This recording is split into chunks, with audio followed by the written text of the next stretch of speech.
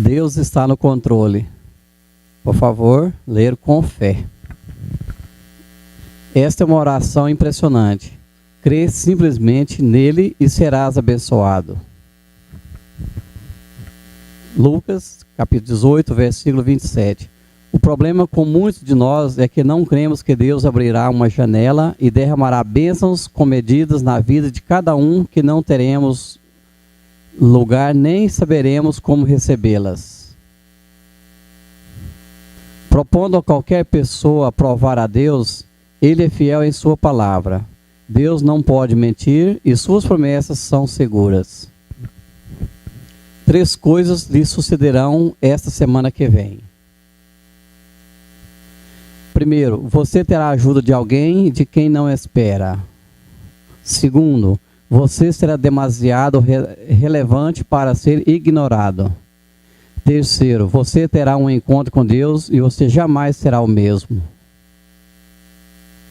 A oração por você hoje é que os olhos que leem essa mensagem não vejam mal algum ao redor.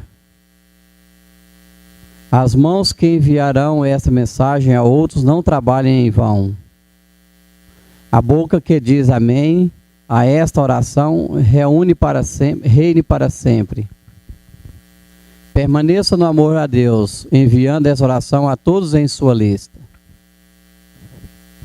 Tenha uma viagem fascinante pela vida no amor a Jesus Cristo. Confie no Senhor de todo o seu coração, pois Ele nunca falha e é fiel em suas promessas. Se você necessita de verdade uma bênção, continue lendo essa mensagem. Pai divino, Deus amável e piedoso, te rogo que abençoes abundantemente a minha família e a mim. Sei que o Senhor reconhece que uma família é mais que uma mãe, pai, irmã, esposo, esposa. Para todos os que crê, confiam em Ti. Pai, peço a Ti, Senhor, bênção e graças não somente para a pessoa que me enviou essa oração, mas também para mim e para todos a quem enviei esta mensagem. Que a força da união e oração daquele que creem e confiam no Senhor seja mais poderosa que qualquer outra coisa. Agradeço-te de todo o coração e com a certeza que as tuas bênçãos chegarão à minha vida. Deus Pai, livra a pessoa que lê essa oração agora de dívidas e de preocupações por causa de dívidas. Envia a tua sabedoria santa para que eu possa ser um bom administrador sobre tudo quanto o Senhor me tem dado e proporcionado. Pois sei que és maravilhoso e poderoso, e se te obedecermos e caminharmos em tua palavra, tenhamos fé, mesmo que do tamanho de um grão de mostarda. Agradeço, Senhor, pelas bênçãos recebidas e por aquelas que hei de receber, porque sei que ainda tens muito para fazer por mim e muito mais que nem eu consigo imaginar. Em nome de Jesus Cristo, nosso Salvador, te rogo. Amém.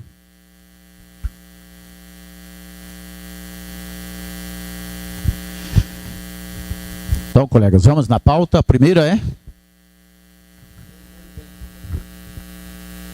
Ô, Ronan, depois eu quero só falar a respeito do ato normativo que eu questionei na semana passada, tá? Ok. IRPF, Rodrigo? IRPF, né?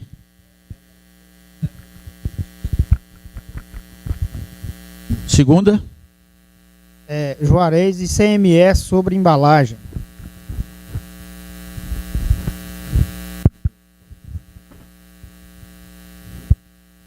No final que o Eito vai falar. Terceira? Eireli. Eireli. Nome bonito, né? Eireli.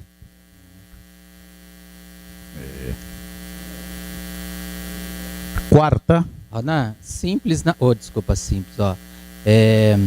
Licença maternidade.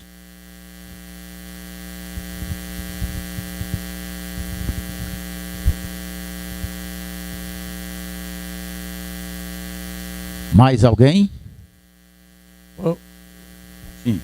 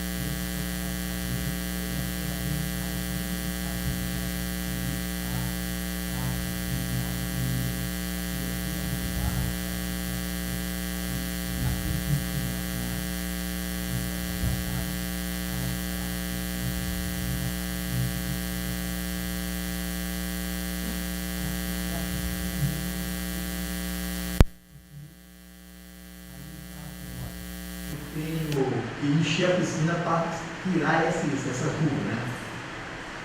Essa piscina. Aí, nós fomos lá, eu fui lá na sábado, essa data é errada.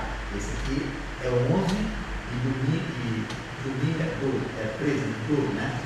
Esse aqui no sábado. Aí a piscina está nua.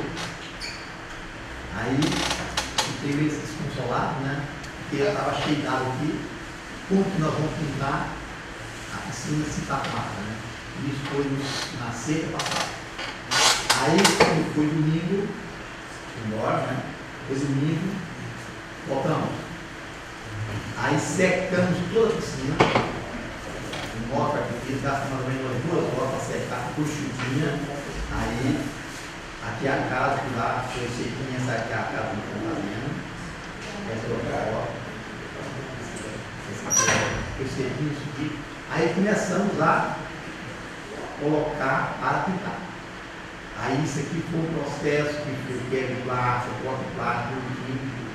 Aí, segundo passo, terceiro passo, já está escrito sincero, né? Aí 4 passos, 5 passos, 6 passos, 7 passos, aí eu estou colocando o coração. Aí eu estou montando, já está montada para pintar, né? Aí vamos lá começar a pintar. Começou a pintar.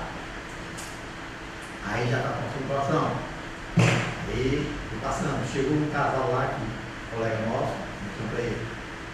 Aí já tem uma foto dela em cima do morro, desse jeito. Aí já está começando a pintar. Já pintamos os nomes aqui. Aí ainda falta alguma coisinha. Aí já está pronto para pintar. Aí já está pronto. É essa aqui que vai ficar dessa maneira lá. Gastamos, foi exatamente, terminamos, era 6 horas e 40 minutos. Então essa é a nossa piscina. Agora só para encher ela e para a gente possa gerenciar isso aqui lá. Certo? Aí mais na frente, coloquei em votação na diretoria. Essa aqui é o desenho, esse aqui não é ela não, é o desenho que nós fizemos dela. Para cada direita, aí eu coloco aqui, não tem, né? Você vê essa piscina sem desenho? Então voltamos para que parece que saindo aqui fica pelada, né?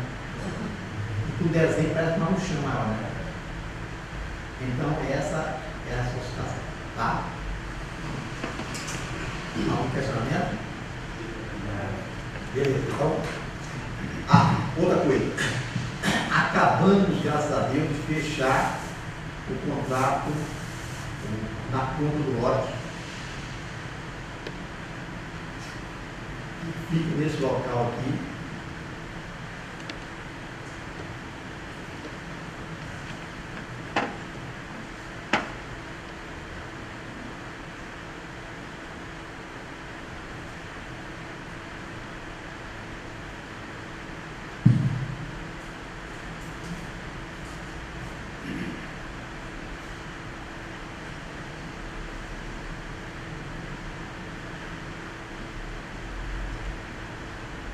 Esse aqui, você sabe que é o meu, né? E esse aqui é o nosso lote.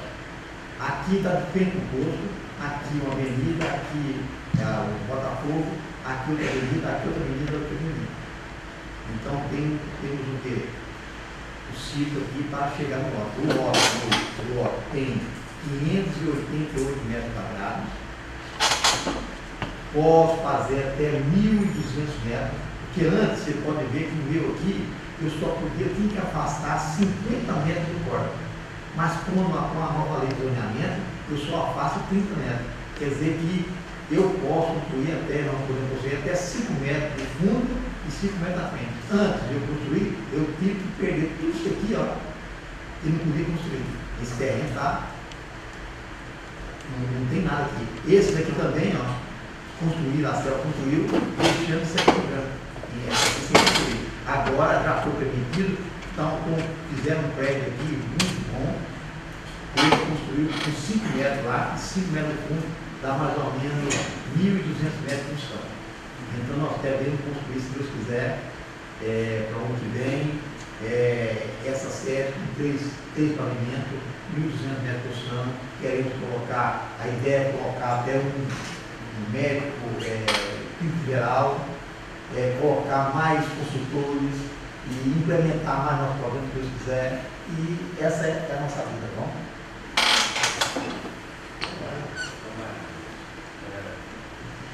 Parabéns. Colegas, vamos continuar então com a nossa pauta. E nós falamos de licença maternidade. Mais alguma? A Daíra chegou agora. João. Professor, dessa licença maternidade, quero Tá. licença maternidade. Contra sindical rural e de entidades sem fins lucrativos. Certo. Tá, um minutinho, por favor.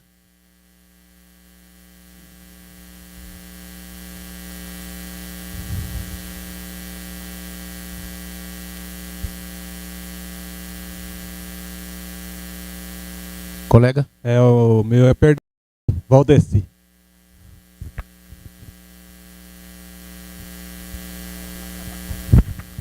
Testando. João.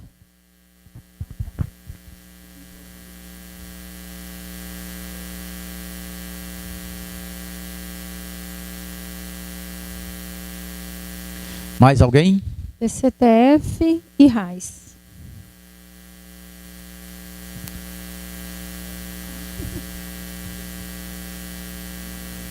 Mais alguém? Fechou? Mas mesmo com chuva, né? Nós estamos aqui com a turma até boa já. Só começou com 3, já estamos nessa quantidade. Iniciar a nossa pauta com Rodrigo IRPF, Imposto de Renda de Pessoa Física. Geraldo vai nos auxiliar aqui na parte técnica. Não, é o seguinte, o cara ficou no exterior lá uns 4, 5 anos e mandou o dinheiro para cá. Aí o cara comprou uns bens para ele. Agora ele chegou aqui no Brasil e quer pôr esses bens no nome dele. Como vai proceder isso aí? Deixa eu esclarecer. O cidadão estava no exterior, mandou recursos para o Brasil. Esse recurso veio via oficial, Banco do Brasil, com recolhimento. Nome do pai dele. O pai recolhimento dele comprou dos o nome impostos. dele, do pai dele também, certo? Agora ele quer transferir o nome dele. Como vai proceder isso aí? Comprou em nome do pai dele. Que o correto, uma pessoa que está fora aí e que envia recursos para o Brasil e que cumpra-se todas as obrigações fiscais deste recurso, teria que adquirir esses bens em nome dele, né? E a situação dele, ele está declarado como fora do país ou dentro do país, imposto de renda? Dentro do país. Dentro do país, é como se aqui ele tivesse então. Transferiu para os pais. Foi pôr um dinheiro na conta do pai dele comprou os imóveis aí e ficou, né? Agora quer regularizar, pôr no nome dele. No meu, eu gostaria de passar isso para algum colega que possa responder. O Geraldo aqui. Quem se habilita a responder a pergunta? William. Eu entendo que nesse caso, como o recurso entrou no nome do pai, né, do parente, e esses imóveis que ele comprou devem estar escriturados em nome do pai, né? Aí, nesse caso, eu acredito que ele vai ter que fazer uma doação, né, para o filho, porque vai ter que escriturar, né, novamente. Poderia ter feito da forma legal, né, mais legal, que era passar via Banco Brasil para a própria conta dele, mas ele não fez isso. Então, sim, legalmente pode ser feito é transferir esses imóveis do pai para fazer a doação. Aí lá na declaração você registra lá na declaração do pai. Não declarou?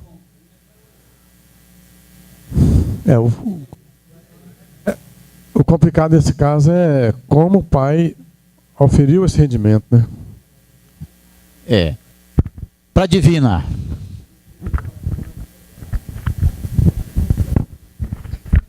Como o Banco do Brasil é um banco oficial e a origem desse dinheiro é do filho e passou para o pai, O pai deve fazer as declarações lá de transferência do numerário, que ele era o administrador dos bens, não era?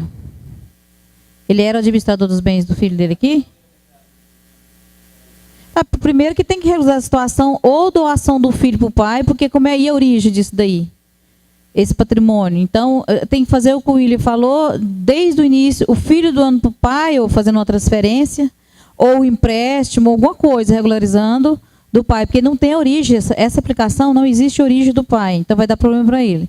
Tendo em vista que do exterior para cá, tem origem que é do filho. O que ele pode fazer?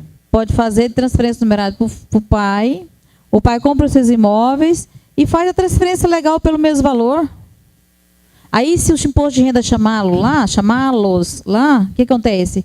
A coisa é real. Ele prova que ele estava lá, que ele mandou via banco, que ele comprou e que ele fez a transferência para o verdadeiro dono, pelo mesmo valor. Aí, acho assim, a lei ela é muito clara, tendo verdade, ela não questiona. Agora, se ele vender por um valor maior ou menor, complica, mas se ele passar pelo mesmo valor, pode ser doação. E depois reverte para o dono verdadeiro. Que pode, a doação ela pode ter reversão. Acredito que sim, mas o melhor sabe o que seria? Se lá na Receita Federal procurar o plantão fiscal lá e ele vai te dar uma ideia lá. Plantão fiscal da Receita Federal. Mas então, colegas, é o seguinte, o correto, Rodrigo, seria essa pessoa que está lá fora do país, ele teria que manter, conforme o William disse, uma conta bancária aqui no Brasil, enviar aquele recurso de lá para a sua conta, constituir o pai dele como seu procurador, o pai dele compraria os bens em nome do filho e esse dinheiro da conta do Brasil. Repassaria o dinheiro do Banco do Brasil para os vendedores dos imóveis. Perdeu-se no caminho. O pai escriturou-se si próprio. Para fazer a doação do pai para filho, já entra em complicação juridicamente, porque tem os outros filhos. O pai não pode fazer doação sem a anuência dos outros filhos. Aí, se explicar isso da Receita Federal, uma vez que o recurso entrou devidamente comprovado, entendeu? O pai fazer uma declaração informando esses bens a origem de recurso, retificar a declaração passando para o filho, e porque esse recurso ele está documentado com os impostos pagos. Está na hora de você realizar. Isso, o que vai fazer então? O pai vai fazer a sua declaração, mencionar isso na declaração, e depois retificar a declaração, transferindo para o filho, uma vez que o recurso está devidamente comprovado. Tudo isso confirma no plantão fiscal da Receita Federal. Tá bom? Ana, mais alguém quer falar? Eu quero o seguinte, tem umas 2 semanas aqui, eu fiz uma pergunta para o doutor Átila a respeito de se não haveria quebra de sigilo entre aquelas informações da Receita Federal com o secretário de Fazenda. Aí ele me disse assim, que entre os entes federativos, né, não haveria essa quebra de sigilo. Foi exatamente por causa de uma doação dessa que eu estava procurando, com um cliente meu, nós fizemos uma declaração, um filho doando para o pai, doou um dinheiro para o pai, realmente houve essa doação. Isso em 2008. O ano passado, finalzinho do ano passado, ele recebeu a correspondência da Cefaz cobrando dele o ITCD. R$28 mil de ITCD. Já com a multa, juro, tudo, deu R$28 mil. Então, a doação de pai para filho, de filho para pai, toda essa doação, ela passa pela Receita Federal, vai para a Secretaria de Fazenda e ela vai ser tributada no ITCD. Então, tem que ter muito cuidado com isso aí, viu, Rodrigo? Pois é, os impostos de doação, então, é claro, junto ao Estado tem que recolher, junto à Receita Federal, que poderá estar dispensado. A opinião seria essa, fazer a declaração dele e informar que o dinheiro que era oriundo do filho, né, que era dinheiro para aquisição de bens, porque ele estava fora do país. Comprova isso aí, depois transfere todos os bens para o filho dele. Mas informando a declaração do pai. A declaração do pai. Depois ele transfere para o filho, não como doação, transferindo só, porque na hora que ele fizer a transferência, como se fosse uma alienação, e o filho entra com esses bens na declaração dele, e informando, né, que o CPF do pessoa que está transferindo esses bens para ele, porque os recursos foram transferidos via do exterior, porque o recurso que vem do exterior ele não é tributado. Pois é. Mas mediante uma retificação na declaração. Primeiro vai fazer a declaração de quem comprou os imóveis, depois ele transfere para, de quem comprou, o pai, depois ele transfere para o filho. Pois é. Ronan. Ronan.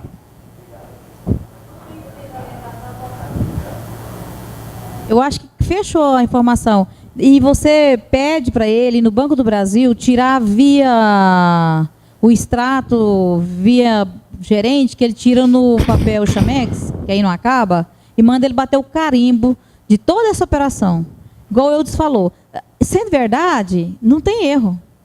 Pode até fazer, igual falou, a primeira, transferência de numerário do CPF, do filho tal, igual o doutor Renan falou, faz a declaração do pai recebendo esses numerários, põe que veio transferido do filho, conforme anexo o extrato, né? Depois fazer a do filho, vice-versa. Essa orientação eu acho que vai dar certo. Para fechar, vamos passar aqui, antes de passar para o Everaldo, só para ler enquanto estou lembrando, 13 de março, agora próximo, nós teremos aqui, Rodrigo, o Jorge Martins da Receita Federal. Estará aqui, foi confirmado hoje lá pela diretoria do sindicato, a presença dele sobre o imposto de renda e pessoa física. Então, agendam aí, 13/3. Geraldo, uma pauta contigo. Bem, eu ia falar exatamente o que o Eudes falou, foi quando minha frente, né, Eudes? Aí falou exatamente aquilo que eu falar. Agora, só mais uma coisinha. Lá, quando eu for descrever o bem, olha, bem pertencente ao filho, fulano de tal, CPF no tal. Lá na declaração de bem do pai, tá bom? Agora, é o seguinte, o que eu falo é o seguinte, as coisas são tão fáceis de fazer, né, Rodrigo? É fácil de fazer as coisas, mas depois eles fazem, parece que faz errado para depois considerar. Olha, depois que acontece, é desse jeito. Depois que acontece, que vem perguntar, né, como que faz. Vai ficar com medo de fazer, né? Juarez ICMS. Rodrigo, você vai conduzir para nós isso aí. Um laticínio é optante pelo lucro presumido, adquire caixa de papelão para a embalagem desses produtos, né, do queijo que ele produz. O ICMS da caixa de papelão lá que veio, pode aproveitar integral? Quem dos senhores se habilita para responder? Por gentileza divina. Embalagem faz parte da cadeia produtiva ou de comercialização. Ela é o acondicionamento do produto, porque, tendo em vista, para comercializar, é necessário essa embalagem para a proteção do produto. Você aproveita, sim, o crédito ICMS e lança lá junto com as compras. Embalagem, compra, etc, etc. Geraldo, gostaria de complementar? É isso aí? Tudo bem? 3. Eireli, William. A Lei 12.441.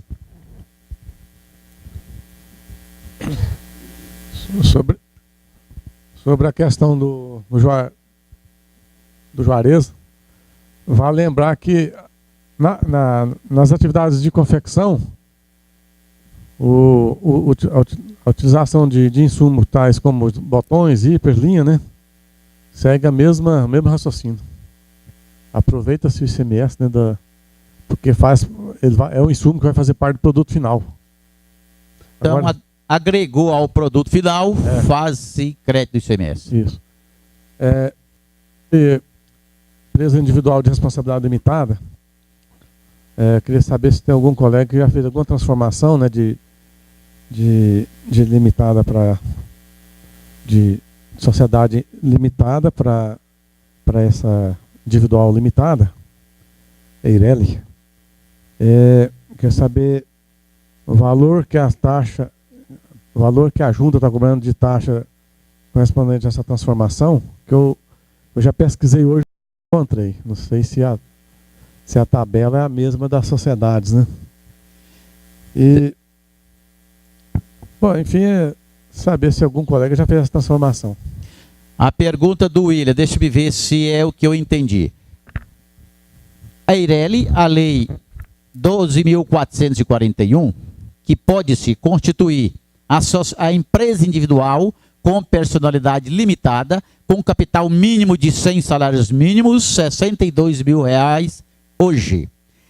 O William perguntou se pode-se transformar uma sociedade empresária individual, ou uma sociedade empresária em empresa individual e depois transformá-la em Eireli. É essa a pergunta? Pois é, a sociedade limitada.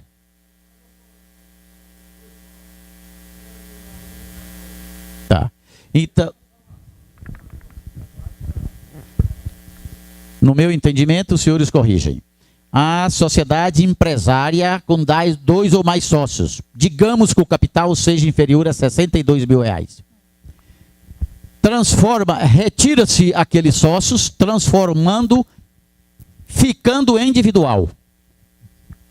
Depois de individual, se o capital for superior a R$62 mil, altera-se o capital social para R$62 mil. Feito isso, transforma-se em EIRELI. Esse é o meu entendimento. Alguém gostaria de dizer a respeito?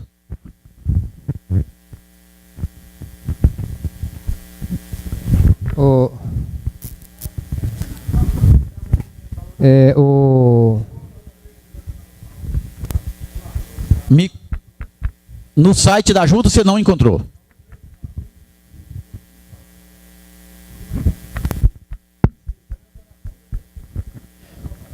Não, mas deixe-me ver aqui. Só um minutinho, colega, só um minutinho. O ato de transformar a sociedade empresária individual é o que nós já conhecemos. Depois que você vai transformá-la em EIRELI, aí sim estaremos dentro da lei. Passa aqui, Claudete, por favor. Ronan, pelo que eu vi lá, o contrato do EIRELI não tem nada a ver com o requerimento de empresário normal. Então, penso eu que pode ser feita uma transformação já direta, desde que o capital social seja fixado nos 100 salários mínimos, tá? Então, para os senhores, talvez, é só 3 artigos dessa lei, Claudete, só um minutinho, deixa eu ler aqui. O presidente da República faz-se saber que... Artigo 1º. Acrescenta o inciso 6º ao artigo 47, também aqui. Artigo 2º, a lei 10.406. Artigo 980A, é o que foi criado. A empresa individual de responsabilidade limitada será constituída por uma única pessoa titular da totalidade do capital social, devidamente integralizado, que não será inferior a 100 salários mínimos. Nós conhecemos. Vem o parágrafo 1º. O nome empresarial deverá ser formado pela inclusão da expressão EIRELI. Nós conhecemos. Parágrafo 2º. A pessoa natural que constituir empresa individual de responsabilidade limitada somente poderá figurar em uma única empresa dessa modalidade. Nós já conhecemos. Parágrafo 3º. A empresa individual de responsabilidade limitada também poderá resultar da concentração das cotas de outra modalidade societária num único sócio. Então, a sociedade empresária pode, em um único sócio, independentemente das razões que motivaram tal concentração. Está previsto esta legalidade da transformação da sociedade empresária limitada em individual no parágrafo 3º do artigo 980A da lei. Vem aqui o parágrafo 5º. Poderá ser atribuída à empresa individual de responsabilidade limitada constituída para prestação de serviço de qualquer natureza a remuneração decorrente da cessão de direitos patrimoniais, de autor ou imagem. E vem aqui o artigo 1033, que é do Código Civil. Lá vem, onde vem elencando, depois vem o parágrafo único. Não se aplica o disposto no inciso 4º, caso o sócio remanescente, inclusive na hipótese de concentração de todas as cotas de sociedade sob sua titularidade, requeira no registro público de empresas mercantil a transformação do registro de sociedade para empresário individual ou para empresa individual de responsabilidade limitada. Então, lá no artigo 1033 do Código Civil, não tinha essa previsão. Hoje está dizendo lá no 1033 que pode-se fazer isso. Com referência às taxas, é só para quem que já requereu um ato desse na junta comercial. Claudete, a palavra. O parágrafo único? O último é o parágrafo único. Parágrafo único. Aí vem artigo 1033, lá do Código Civil. Aí tem a redação do artigo 1033, depois criou-se o parágrafo único do 1033. não se aplica o disposto no inciso 4º, o inciso 4º. Inciso 4º. O inciso 4º é do Código Civil. Não tem aqui, tem que olhar no Código Civil. Deixa eu ver se eu consigo entrar no Código Civil. Não se aplica o disposto do inciso 4º, caso o sócio remanescente, inclusive na hipótese de concentração de todas as cotas da sociedade sob sua titularidade, requeira no registro público de empresas mercantis a transformação do registro de sociedade para empresário individual. Acessa aí para nós, por favor, aí então, Everaldo. O artigo 1033.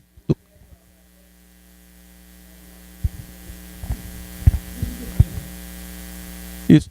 Eu acho que o parágrafo 4º é aquele lá que pode requerer 180 dias, coisa e tal. Então,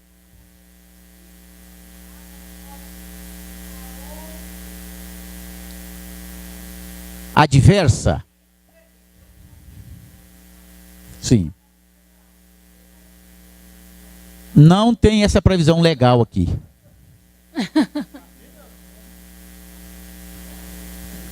Ô Divina, é a mesma maneira de uma empresa individual comum que nós conhecemos querer transferir para outra. Não pode. E essa é a dificuldade. Embora tenha-se o nome lá, empresa individual de responsabilidade limitada, esse limitada não quer dizer quantidade de sócios. Limitada quer dizer, a lei realmente que trata a responsabilidade do titular é com referência ao capital social da empresa.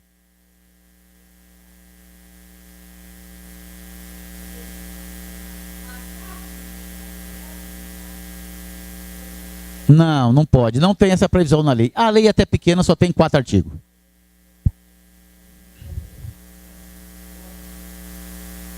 Aí, ó, então o artigo 1033, né? Dissolve-se a sociedade quando ocorrer a extinção na forma... Não, o 4º. A falta de pluralidade dos sócios. Não constitui. Então, não se aplica aquela regra. Quer dizer que aquilo ali está. Nós temos, aí deixando a IRE de lado, lá no Código Civil, nós podemos ficar com uma sociedade empresária só com sócio por 6 meses, sob pena da extinção. Não é isso? Então, o que está dizendo aqui? Não se aplica o disposto no inciso 4º, caso o sócio remanescente, aí sim, agora clareando, caso nós façamos essa intenção, esse objetivo aqui, de transformar a sociedade empresária em EIRELI, esse prazo aí, esse prazo não se aplica nesse caso aqui. Por isso que lá na alteração do contrato social tem que colocar, retira-se o sócio e tal, né? E que irá cumprir o que determina a Lei 12.441, transformando em sociedade empresária. Transformando em sociedade empresária, não, em empresa individual de responsabilidade limitada. Mais alguém quer falar sobre isso? A Claudete. Com relação aos 180 dias, se ultrapassar e a empresa não se regularizar, ela vai extinguir mesmo? Não tem uma forma de retroagir isso aí? Algum meio jurídico para fazer com que isso não aconteça? Isso. Olha, nós, em se tratando de lei, tudo se discute, né? Mas não tem essa previsão também, caso em que não se extinguiria a empresa. No meu entendimento, extingue. Porque não tem essa previsão legal. Não vai extinguir, porque o cidadão... se ele morreu, acabou a empresa. Né? Se ele deixou de existir, acabou a empresa. Então, realmente extingue a empresa. É 180 dias. Mais alguém? Poderá constituir uma representação na EIRELI? Uma representação? Pô, a lei não tem esse impedimento. É o que eu notei, não observei nada de impedimento. Mas só agora a EIRELI pode se beneficiar do Simples Nacional. A atividade de representação não pode. Não pode. Mas não tem impedimento legal. É uma sociedade mercantil. Pode sim. Quer falar, presidente? Terceira. Tá. Eu acho que para mim não ficou claro. A pergunta inicial que eu havia feito, uma das perguntas, é a questão da transformação da limitada para a EIRELI. Sim. Se essa transformação acho que ninguém fez aqui, porque ninguém respondeu com contundência, né? Então, a questão taxa cobrada pela junta para fazer essa transformação, e se depois dessa transformação se tornar EIRELI, né, definitivamente. Só um minutinho, presidente. Igual eu estava aqui, só um segundo. Quer continuar? Sim. Outra coisa que eu quero até informar aos colegas, porque esse aqui eu pesquisei lá no Departamento Nacional de Registro do Comércio, é a Instrução Normativa 115, de setembro de 2011, então, que diz que, no artigo 1º, os pedidos de arquivamento dos atos de extinção, redução de capital de empresário, da empresa individual de responsabilidade limitada ou de sociedade empresária, bem como os de cisão total ou parcial, incorporação, fusão, transformação da sociedade empresária, serão instruídos com os seguintes comprovantes de quitação de tributos e contribuições sociais federais. Então, é a certidão conjunta, Receita PGFN, a certidão do FGTS e uma certidão específica emitida pela Receita Federal. Eu imagino que isso aqui deve ser a certidão do INSS, né, que você põe lá finalidade específica para transformação. Agora, continua essa exigência não sendo exigida das ME e EPP, né? Que no parágrafo no artigo 5, que esses pedidos de arquivamento, eles, peraí, tá aqui, ó. Aqui, ó. Serão, artigo 2º, são dispensados a apresentação dos documentos de quitação, regularidade ou inexistência de débito, que se refere aos incisos 1 e 2, 1 a 3 do artigo 1º, que eu havia lido, desta instrução, 2 pontos. Inciso 1. O empresário, a EIRELI ou a sociedade empresária enquadrados como microempresa ou empresa de pequeno porte. Então, as certidões não serão exigidas. Continua, né, como antes. Então, a instrução normativa recente, né, de setembro, Departamento Nacional de Registro do Comércio. Repete o número da IN para nós, por favor. IN número 115, setembro de 2011. Ok. Então, William, respondendo aqui novamente a você, esta sociedade sua, empresária. Então, quantos sócios ela tem? Vamos ao fato. Tem 2 sócios e o capital dela é acima de R$1 milhão. Tudo bem. Então, já é acima de 100 salário mínimo. Então, vai se convertê-la em individual, obedecendo as mesmas formalidades lá da junta, com aquele mesmo valor de taxa. Certo? Transformar em individual. Aí seria aquela taxa de 203 mais os 21, né? Exatamente. Depois daí, você vai convertê-la em EIRELI. Porque o capital não precisa você antes aumentar o capital, porque ela já tem um capital acima de R$100 mil. Então, o sócio remanescente vai concentrar as cotas e vai transformar em EIRELI. As taxas da EIRELI, eu não tenho conhecimento. Acredito que seja a mesma coisa. Alguém tem conhecimento diferente do valor das taxas da EIRELI? Ninguém tem. Presidente, você queria falar? Geraldo. Eu tirei. Eu estou com a tabela da junta. Então, a única coisa de EIRELI que fala aqui é para inscrição ou alteração dela. É R$101 mais 20. William, quando você vai fazer uma transformação, vamos mudar o inverso aí. Você tem uma empresa individual normal. Quando você vai fazer uma transformação para limitada, o que você tem que fazer? Você tem que pagar a taxa da individual, da alteração dela, e você vai fazer outro processo da limitada. Então você paga a taxa da individual, depois da limitada. Então eu entendo que seria o mesmo sistema. Você vai fazer um processo da limitada lá, retirando o sócio, faz um processo, aí você paga outra taxa constituindo a IL. Bom, em princípio, talvez seja assim, mas como eu estou saindo eu não estou mudando de sociedade para empresário, eu vou continuar a sociedade. Sim, senhor. Sociedade. Continua a responsabilidade. Ela não é sociedade, vamos distinguir. Sociedade tem que ter pelo menos 2 pessoas. Aí é uma sociedade. Agora, a outra não é sociedade, não. É uma empresa individual com a responsabilidade limitada. Ela não é a sociedade, não. Entendi. Por gentileza, para nós passar aqui, passa para o Adair, que é a palavra. Bom, no caso prático eu não tive nenhum não, mas eu estou com a revista aqui, ela faz comentários que a cobrança das taxas, elas são normais em 2 processos. E no caso da transformação da sociedade em empresário, deverão ser protocolados na junta comercial 2 processos, no caso lá, os quais tramitarão vinculados entre si. E tem inclusive uma relação de documentos aqui. Ele é normatizado pela Instrução Normativa DNRC 118/2011. Para fechar isso aí, vamos passar para o Wender. Quer falar, Wender? Tá? Então, tudo bem. Já matou isso aqui. Simples. O parágrafo 3º da Lei 12.441. Parágrafo 3º. A empresa individual de responsabilidade limitada também poderá resultar da concentração das cotas de outra modalidade societária num único sócio, independentemente das razões que motivaram a concentração. A empresa individual de responsabilidade limitada. Aí nós já estamos dizendo, é a Eireli constituída. A empresa individual de responsabilidade limitada também poderá resultar da concentração das cotas de outra modalidade societária. É aquilo que nós já falamos. A sociedade empresária pode transformar em Eireli. Direto. Isso. É que nós já lemos aqui. Bom,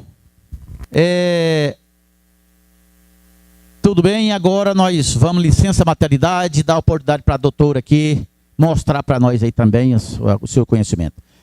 Licença maternidade, quem é?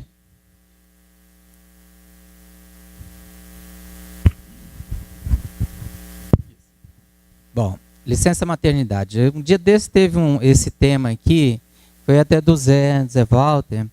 É uma empresa que eu tenho, ela é uma microempresa, onde ela tem 2 funcionários e somente o prolabore do administrador. Uma das funcionárias entrou na licença maternidade. Agora, na empresa normal, eu sei que a gente faz a dedução na folha de pagamento, inclusive eu estive até comentando com o Adair, ele pediu para a gente jogar aqui na pauta para ter um caso prático. É a primeira vez que eu tenho essa.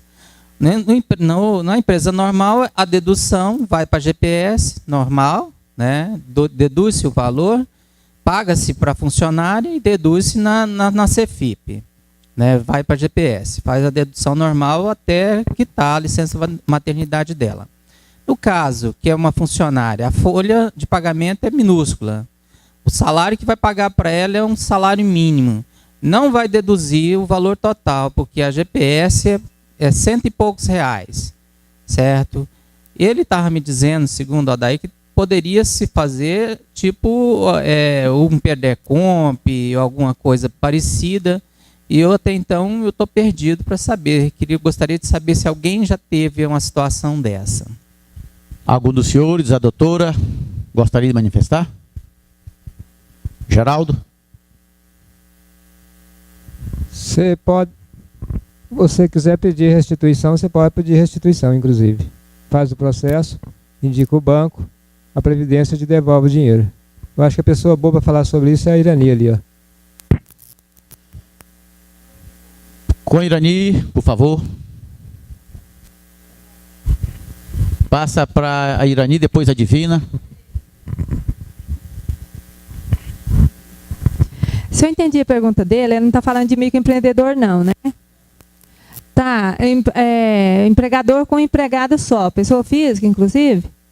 Nós temos caso, porque pedir restituição para o INSS vai demorar muito mais do que você controlar esse crédito e ir compensando quando ela retornar ou se caso ela sair, provavelmente a pessoa vai contratar outra e assim você vai compensando até zerar o saldo. É isso que a gente tem feito.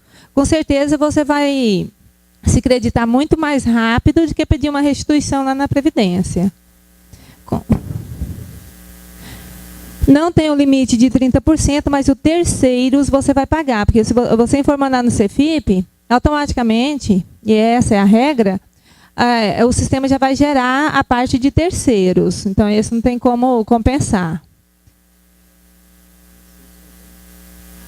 Então, é só a parte do empregado e você controla o crédito e vai compensando até zerar.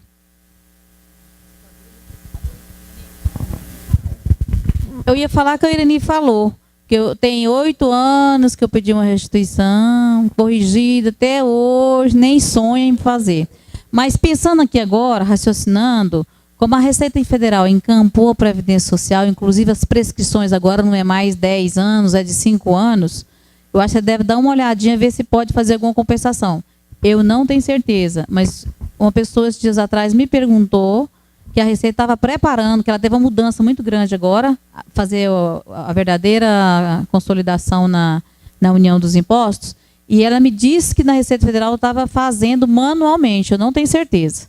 Mas se dá uma procuradinha lá, que ela é uma pessoa muito conhecedora, assim, não faz com achismo, e ela me falou que estava fazendo uma compensação. Não sei se é verdade. Divina, então você é azarenta, porque eu pedi compensação nos meses seguintes, me devolveram a compensação.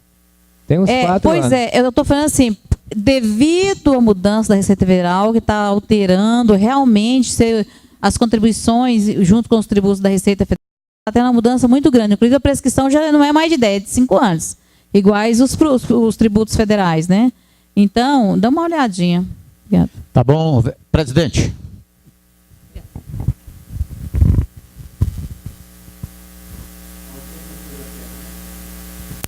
Seguinte, a pessoa é titular da empresa. Aí ela recebe o salário de maternidade. A mulher recebe do INSS, não é isso? Empregadora, titular. Recebe. Pergunto, ela está proibida de receber prolabore ou não?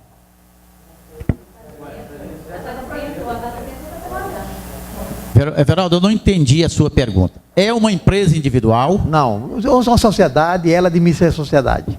É uma sociedade empresária? Não, com uma sociedade. Ela é titular dela. Sim. Aí ela entrou, ela deu a luz.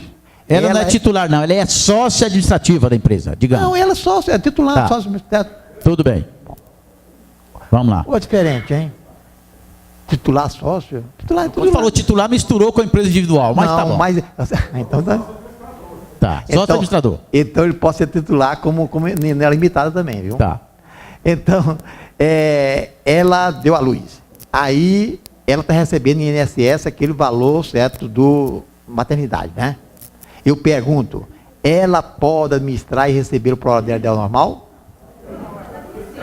Não. E se ela trabalhar e pedir trabalhar?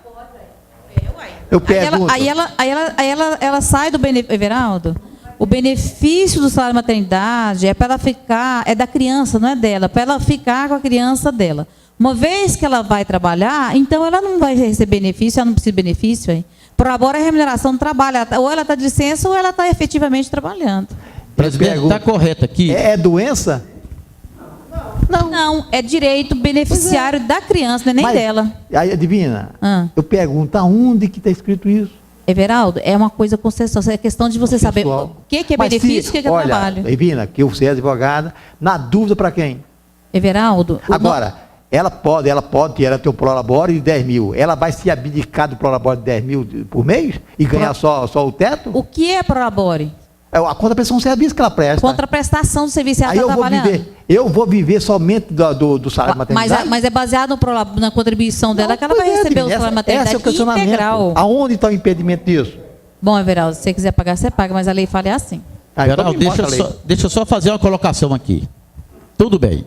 Nós podemos, uma empregada que está de auxílio maternidade, tem alguma hipótese, durante esse período, são 4 meses, que nós possamos admitir trabalhar na empresa? Não pode. Tudo bem.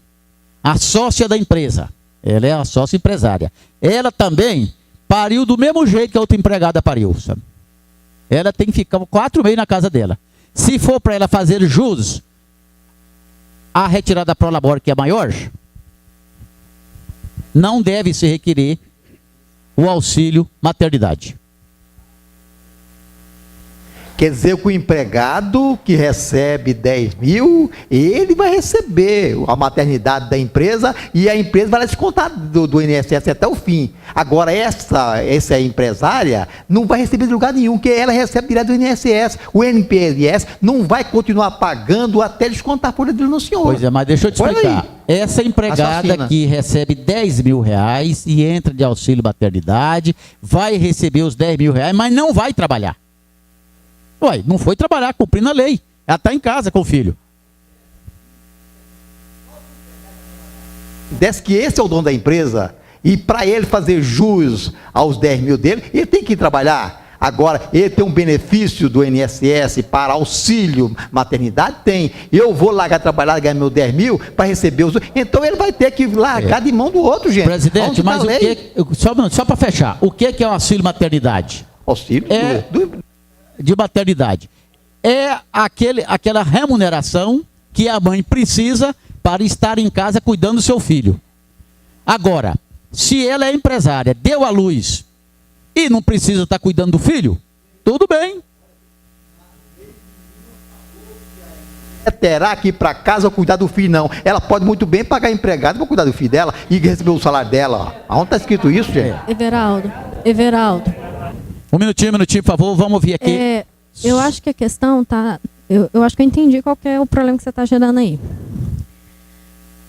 Quando a pessoa é dona do negócio, realmente vai ser difícil ela se afastar do trabalho para ir cuidar da criança. O que ela vai fazer? Vai levar a criança para o trabalho e vai cuidar dela lá e vai dar seu jeito. O que a empregada não vai fazer. Ela vai gozar e não quer nem saber de empresa. Tem algumas que ainda vão lá na empresa, mas outro caso. Só que ela, na condição de sócia, apesar dela não tirar o prolabore, ela tem a possibilidade, por exemplo, de fazer uma retirada de lucro. Acaba que ela não vai ter uma degradação, um detrimento do salário dela, do que ela poderia ter de padrão. Por quê?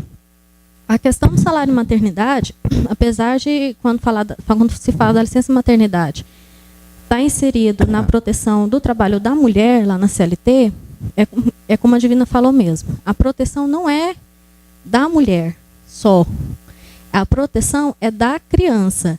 Tanto é que, eu não sei quem assistiu o jornal hoje, que saiu, foi deferido, a licença maternidade é um homem. Justamente por causa disso. Entendeu? Porque a questão da licença maternidade... até no ECA também fala a respeito que toda a sociedade ela é responsável pela criação da criança, pela educação da criança. Entende-se que esses primeiros meses de vida da criança são fundamentais no desenvolvimento dela. E é também o período em que a mulher também está voltando ao seu estado normal. Porque quando está grávida, até um professor costumava falar, não tem bicho mais esquisito, né? Porque a mulher está grávida, ela incha os pés, a barriga cresce, ela está completamente desconfortável, os hormônios estão a mil. Então, esse período em que ela fica afastada é para ela poder se recompor também e ter essa estrutura com a criança. Então, não faz sentido ela ter o benefício pela Previdência Social, que ela pagou já por isso, ela já houve a contribuição, e agora, no momento dela ter o gozo de poder ficar pelo menos um pouco mais afastada da sua empresa, porque vai estar recebendo do INSS e tem jeito de estar fazendo retirada de lucro de forma ao seu patrimônio não ficar tão baixo durante aqueles meses, ela pegar e resolver e trabalhar integralmente como antes, e ainda mais que é uma sociedade, doutora, tem outros. É o jeitinho que a senhora está achando, certo? É o seu caso, certo? E eu pergunto, quando a mulher que é titular, ela entra nessa maternidade, ela não vai recolher o INSS durante esse período? Ou o INSS que paga tudo? O empregado, todo mês, ou tem que pagar, a empresa vai ter que pagar o INSS descontar da folha dele, né? Agora, eu ganho 10 mil reais por mês, eu vou me abdicar do 10 mil que eu pagava, que a empresa, inclusive, é prejuízo até para o INSS, porque a retirada de 10 mil... eu pagar 20%, ia dar R$2.000, certo? Eu pergunto, aonde que está uma coisa escrita assim, tudo bonzinho aí, eu vou cuidar do meu filho, agora eu vou me abdicar de 10 mil e ganhar só 3 e tanto, e o meu filho, certo, vai perder 6 mil e tanto.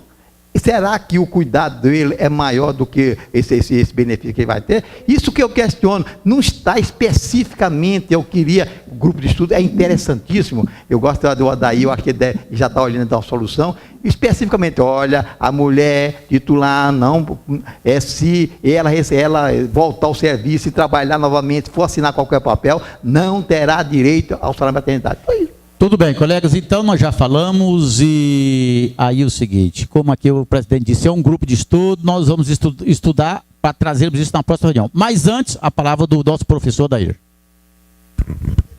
Eu não tenho muito a crescer não, mas o Everaldo não tem razão não. Porque prolabore é rendimento de trabalho, bem claro. Se ela não trabalha, não tem prolabore.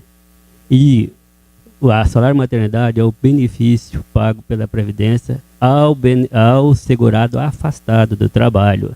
E ela não vai ter nenhum prejuízo, ela vai receber da Previdência total da sua remuneração. E vai receber. O artigo 86 vai receber. O prolabore vai ser suspenso, será informado na CEFIP o afastamento dela. E se informar a remuneração na CEFIP, a Previdência vai suspender o salário maternidade dela, que é o benefício.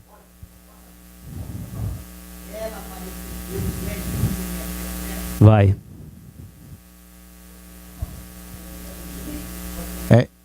Nem o benefício, a aposentadoria paga isso, como pai do salário de maternidade. Ah, que isso? Tá. Vamos olhar essa aí. Bom, essa é boa. Se receber, apaga o que eu falei.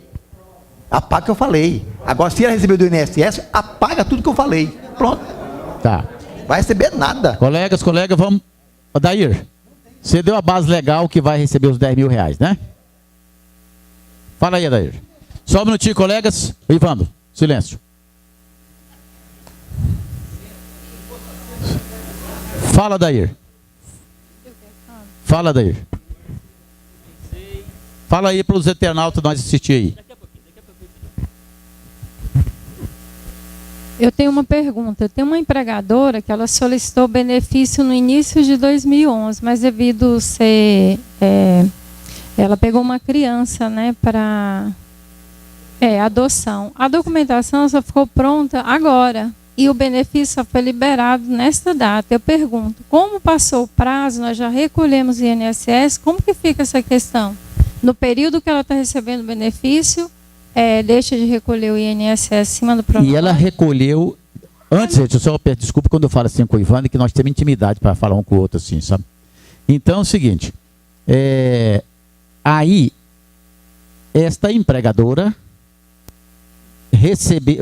ela contribuiu no período do benefício. Isso, exatamente. Então estava trabalhando. Não, o benefício ela está recebendo nessa data. E ela não recebeu.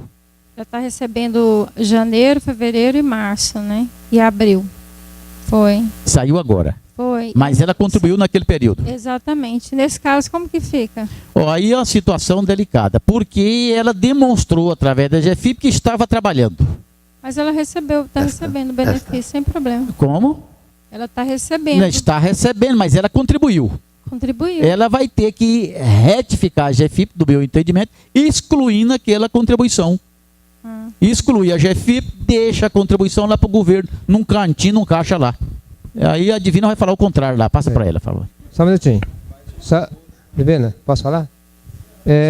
Só um minutinho, Divina, deixa o Geraldo falar aqui depois. Eu entendi, às vezes eu entendi errado. Você disse que ela fez a adoção no ano 2011. Aí ela demorou a entrar com pedido. Não, ela fez o pedido porque o pedido tem que ser feito dentro de 30 dias. Porque você fez qualquer pedido de benefício na Previdência após 30 dias, aquele período para trás você perde ele, né? Com a certidão de nascimento, né? Aí então ela recebeu o dezembro lá, está recebendo dezembro? O dezembro? Deixa eu fazer uma pergunta. Por favor, moça. Ela entrou com recurso? Ela interpôs recurso? No recurso, qual foi a decisão judicial que disse quais os meses? Retroagiu? Você tem que ver a decisão judicial. Digamos que foi negado, é óbvio que ela continuaria trabalhando. Aí, no recurso, o juiz diz que ela vai receber o salário de maternidade, mas não falou meses? Quais os meses? Quais os meses que ele falou que ela vai receber? Agora, recente, então você vai aproveitar no que o juiz falou. Cumpra-se o que o juiz falou. Você dá uma olhadinha lá, a decisão do juiz que manda, que às vezes ele não retroagiu e concedeu agora, tá? Por favor. Então, desculpa, Claudete, você não falou para nós que tinha um recurso judicial, né? Aí fica difícil, né? Tá bom. A Divina já conhecia isso aí. Não podemos deixar de lembrar que o homem que ganhou o salário de maternidade foi em consequência de que a sua companheira veio a falecer. Todavia, essa não é a primeira decisão judicial nesse sentido. Eu fiz uma monografia sobre isso há um ano, justamente nesse ponto, sobre quando o homem que adota vai receber licença maternidade. Nós temos uma decisão lá, salvo engano, no Rio Grande do Sul, de um funcionário público que conseguiu, porque ele adotou uma criança de 6 meses, salvo engano, e ele conseguiu a licença maternidade de 6 meses por ser funcionário público. Então, assim, é uma novidade porque, nesse caso, a esposa faleceu. Além dessa decisão, tem uma também da década de 40, que foi similar a essa agora, em que a esposa que tinha falecido e ficou a criança mais o pai, e o pai, na época, também conseguiu a licença maternidade. Então, não é tão novo assim, não. É novo porque agora que parece que o povo voltou a discutir isso, e quando se fala que é homem, por quê? Tem que se ver qual que é a intenção da licença maternidade. Para que ela serve? Por que ela foi criada? E a criação dela foi para proteger a criança, não só a mãe. Tudo bem, Halley? Quer falar? Para nós fecharmos isso aí. Eu vi essa reportagem, mas a licença foi licença paternidade no mesmo molde da licença de maternidade. Mas não ficou sendo licença de maternidade, não. Eu concordo com o Halley aí, talvez a lei fala licença maternidade, mas nesse caso o fim é o mesmo, tanto paternidade como maternidade. Tudo bem? Fechou? Vamos agora para sindical, William.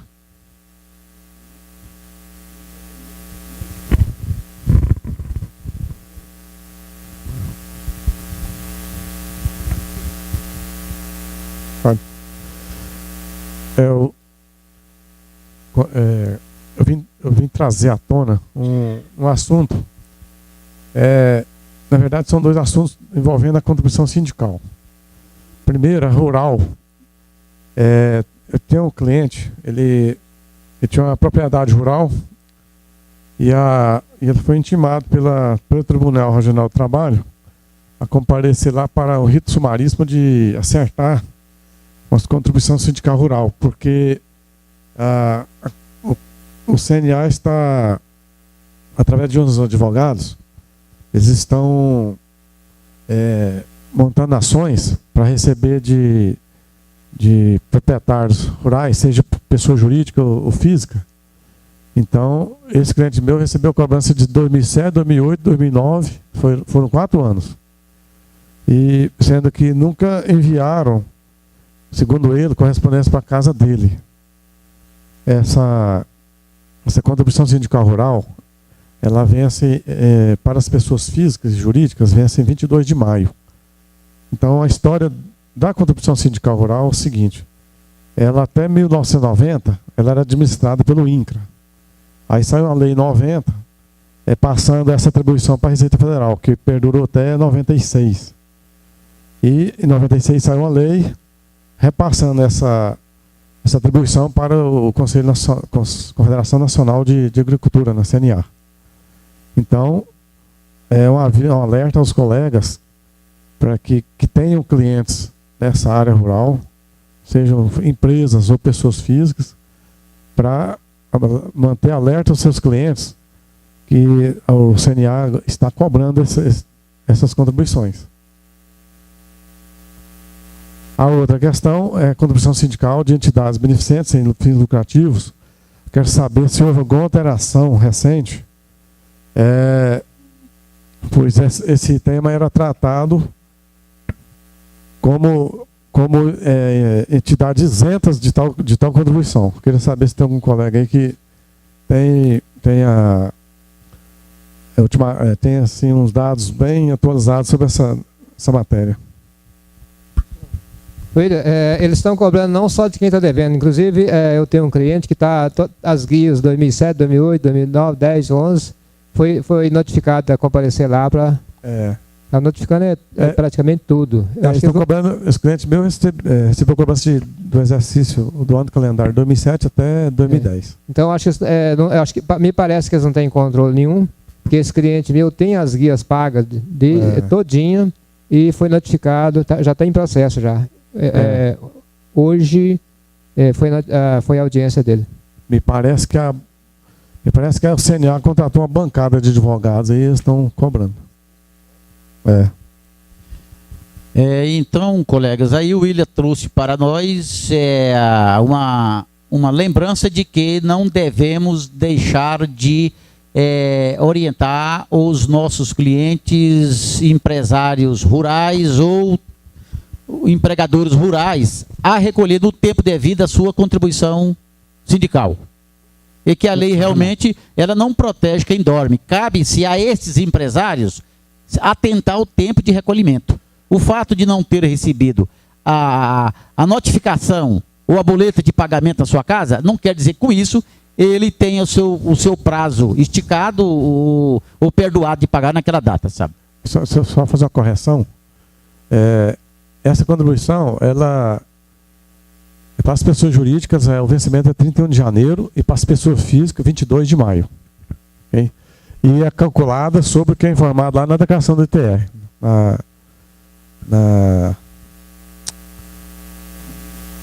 Sobre o valor da terra nua. Exatamente. Perfeito. E deixa eu fazer uma colocação. E se ele tiver mais de uma gleba de terra, ele vai pagar uma única contribuição, viu? Então ele pode ter várias glebas de terra que paga somente uma contribuição. Só que aí o valor é maior, lógico, né? Eles somam o valor das terras nuas de todas, de acordo com o NIRF, e calcula igual o capital social, né, essas tabelas de contribuições sociais desses patronais. E lembrando que essas ações eles movem as ações pela Justiça Trabalhista por se tratar de federal, porque está lá dentro do artigo 580 da CLT, né?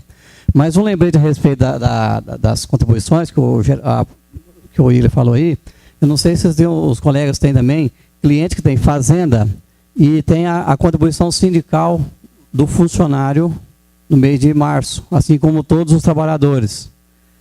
Se verificar nos sindicatos da localidade para recolher para o sindical, ou então para a confederação, igual Goiás, ou para FETAEG, eu recolho para a FETAEG. Dos clientes meus. E dos clientes que eu tenho no Tocantins, para a Federação de Tocantins, Mato Grosso. Então tem cliente de Tocantins, Mato Grosso, que tem fazenda, que eu faço folha de pagamento, eu recolho para as federações lá todo ano, religiosamente. Viu? Ok. Federação dos Trabalhadores na Agricultura de Goiás, que é a FITAEG, a FITEG, que é do Tocantins, e a parece que é FITAEG do Mato Grosso, não é FEMAT não, é outra coisa lá. Perfeito. Geraldo. Falando assim em contribuição sindical, parece que existe uma briga entre o sindicato dos bares, restaurantes, hotéis e motéis de Goiânia com aquele de turismo. Alguém sabe, que inclusive, como eu tem algum lugar que eu posso pesquisar um tipo de empresa pelo CNAE, qual sindicato que ela está enquadrado? Isso aí tem? Na federação, você vai lá e ele destina de acordo com a atividade qual o sindicato que é... Eu tenho que ir na federação ou através do site? Na federação não. Por telefone, às vezes consegue. Eu já consigo telefone, mas tem vezes que tem uma pessoa que tem um corpo mole, né? Dependendo do dia do atendente. Federação do Comércio? Federação do Comércio. Só um minutinho, Divina. Né? Continue. Na Federação do Comércio, aí a categoria, e eles indicam qual que é tanto o trabalhador quanto o patronal. Não, Pela ordem. Eu estou querendo verificar, porque realmente sindicato tem uns complicadinhos que é danado, né? Então até eu verifiquei naquele sindicato dos trabalhadores de hotéis aqui, o sindicato patronal. Só que eles firmaram a convenção com o sindicato de turismo e hospitalidade. Mas não tem um sindicato dos bares, restaurantes, motéis? Aí que eu fiquei preocupado. Eles não têm a convenção, então por isso que eu estou querendo verificar. Então é na Federação do Comércio. Rua 136, né? Setor Sul. Divina queria falar, Divina? Só um minutinho, gente, pela ordem aqui. Deixa eu passar para o Everaldo sobre esse assunto aí. Presidente, a palavra.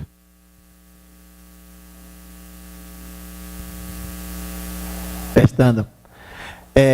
O pessoal de Catalão da Mitsubishi falou que eles todo ano descontam 1% do salário dele como profissão liberal.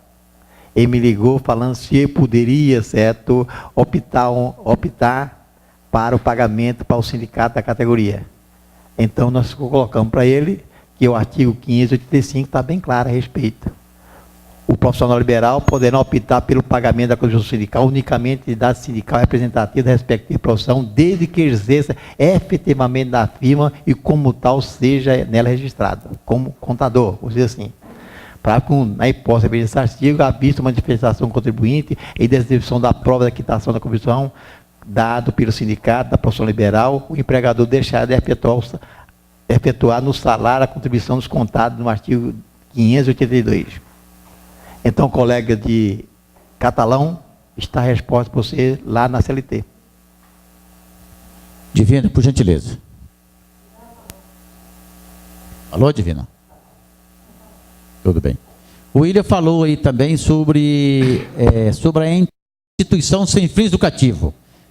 Tem um trabalho aqui, eu gostaria que os senhores adotassem a portaria 1012 do Ministério do Trabalho. Essa portaria ela é de agosto de 2003. Como ela é longa, para não tomar tempo, eu não vou ler. Só anoto o número. Portaria 1012, de 4 de agosto de 2003. Fala sobre a contribuição sindical da instituição sem fins lucrativos. Resumidamente, você tem um conhecimento aqui, Ivan, em poucas palavras?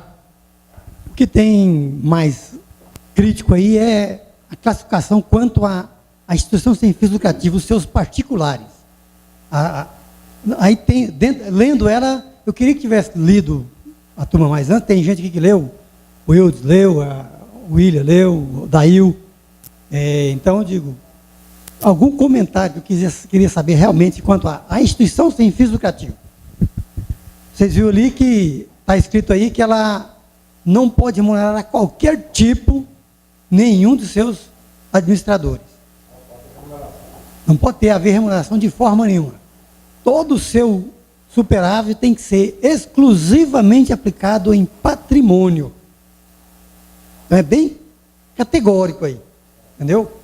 Então tem que atender, prestar bem atenção aí, que dentro dessas condições, ela não será cobrada, ela não é devida, entendeu? Então é isso que eu distribuí isso aí e gostaria de ter, que eu fizesse um estudo melhor aí, porque é uma coisa a ser questionada. O nosso sindicato aqui, será que... Está dentro, não. Olha, artigo 44 ao 57, viu, da Constituição Civil. Ele não pode, para fazer isso aí, tem que ser um ONG, eu conhecer, não pode haver remuneração se não contribuir, se tiver recebendo algum benefício do INSS, certo? E a coisa assim. Eu vi isso aí, por isso que eu quis citar, que a turma ficasse bem atenta, que teve gente aqui que já comentou comigo que pode o sindicato, mas não pode, a igreja não pode. Tem que ver alguma coisa, prestar muita atenção aí. Então, colegas, vamos ler essa portaria 1012 do Ministério do Trabalho. Everaldo, distribuição de lucro? Tem aqui, Everaldo, qual é a sua pauta? Bem, já que você citou aí, depois para o João. Pessoal, eu gostaria, hoje me fizeram uma ligação, aí não sei se a pessoa está aqui, ele falou que vinha, A pessoa é sócia de uma empresa do Simples Nacional. Ela tem 1% de cota. Aí ela ganhou herança e ela vai pegar essa herança e essa indicativa e aplicar numa empresa. Pergunto, ela pode continuar no Simples Nacional, sim ou não? Ela vai colocar 20% lá. Eu gostaria que você fizesse a pergunta novamente. Ela participa de uma empresa, 1% da empresa, essa empresa que ele participa é Simples Nacional. Certo. Ele recebeu a herança, ele vai aplicar nessa empresa que é Simples Nacional. Não, de outra empresa. Outra empresa, aí já complica. Bem, olha o que ele fala. Cujo titular ou sócio participa com mais de 10%. Se ele participar com mais de 10% na outra empresa, se ele participar menos de 10%, não é problema nenhum.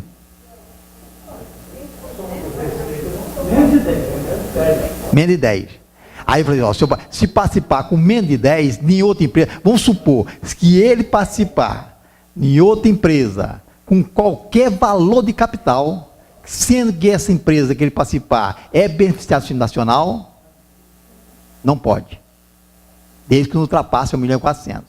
A somatória das duas. Vamos supor as empresas. Esse é o artigo. Agora, custo titular ou sócio participa com mais de 10% do capital social de outra empresa, dão beneficiado da lei complementar, desde que a receita bruta total ultrapasse o limite que detrata o artigo 1º. Vamos supor que ele participe com mais de 10%. Mas a somatória das duas empresas não ultrapassar 3.600.000, ele pode. Mas se ultrapassar, ele pode participar somente até 10%. Não interessa quanto que essa empresa fature. É isso? Tá bom. Bom, repetindo aqui para os internautas. Vamos ver se eu entendi. Uma pessoa pode participar mais de uma empresa, duas ou mais empresas. Mesmo que alguma dessas que ele participe, ele tenha o capital acima de 10%. Condicionado à soma da receita bruta de todas elas. Certo. Não ultrapassar 3.600.000. Exemplo, eu tenho uma empresa capital de 100 mil, de capital de 10 mil reais. Eu tenho nessa empresa 1%. E eu tenho uma outra empresa fora do Simples. Somei a receita das duas. Não ultrapassou 3.600.000. Posso ficar no Simples. É isso mesmo, não é isso? É. Tá. Se eu tenho uma empresa no Simples Nacional, participo com mais de 10% do capital de uma outra que não está no Simples, e a receita das duas ultrapassa 3.600, não posso estar no Simples. Tudo bem.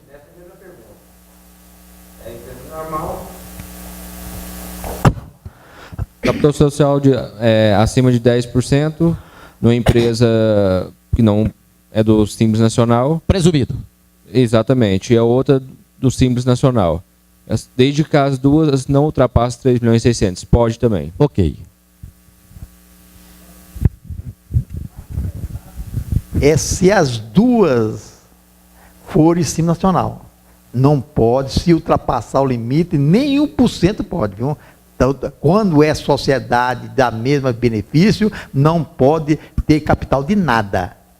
Se não ultrapassar 1.400.000. O outro já é beneficiário. Eu posso ter 10% e pode ultrapassar, não também. Né?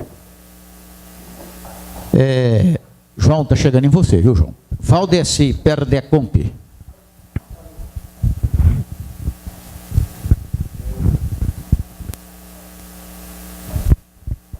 Eu peguei uma empresa um tempo desse e fui levantar os débitos dela. Foi constatado que de janeiro a julho, né, foi feita a somatória das receitas. E recolheu o PIS e o COFINS no mês só, no mês 7. Considerando que o período seria, né, o final de mês 7. Mas, na realidade, ele pagou o mês 7 e ficou em aberto os 6 meses anteriores. Aí minha dúvida é o seguinte, ele pagou ainda fora do prazo ainda. Foi em 20 de outubro de 2010. Aí a minha dúvida é o seguinte, como é que eu vou fazer esse perder compra? Se eu vou pegar o valor principal só ou eu vou pegar as correções também? Alguém levanta a mão? Repete, colega, por favor. É porque ele recolheu o valor, né, de vários meses num mês só. Só que fora do prazo. Aí teve multa, correção e tudo. Aí eu quero fazer perder comp. A minha dúvida é se eu pego o principal ou se eu pego o total com as atualizações. Na hora lá eu tenho que jogar só o principal ou com multa e juros e tal. Deixa eu repetir essa pergunta aqui para os internautas. A empresa teve-se uma receita julho, agosto, setembro, outubro, novembro e dezembro de 2010. Todos os meses ela teve receita. Tudo bem. Julho a dezembro ela teve receita. Porém, ela recolheu a receita total dos 6 meses somente no mês de julho. E recolheu em atraso, em outubro do mesmo ano, com juro, multa e correção monetária. Pegou-se a receita do semestre, mensalmente jogou-se em um mês só. E agora ele quer saber como resolver a situação. Presidente. Eu não faço esse mundo de Intercomp, mas só pode descontar imposto. Eu estou com PIS, CONFINS, contribuição social. Esse multa não é PIS, CONFINS, contribuição social.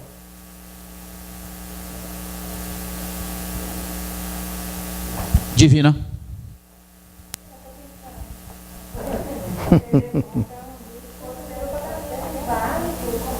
Ele vem pagando. Ah, vai, depois vem a altura. Aí eu quero dizer o seguinte, bom, no meu aqui também, né?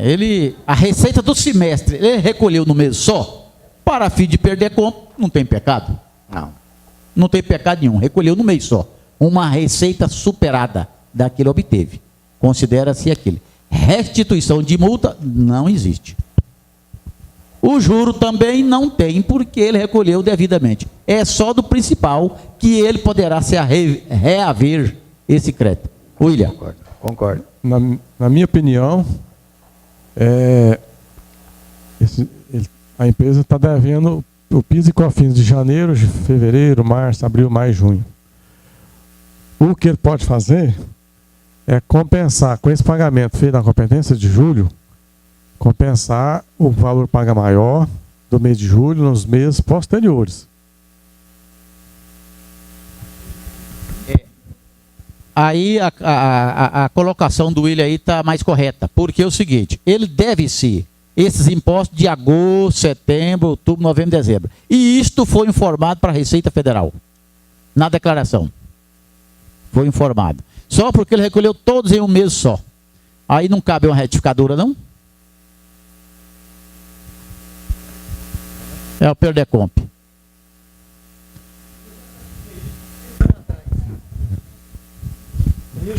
Esse exemplo eu já pratiquei tem 6 anos.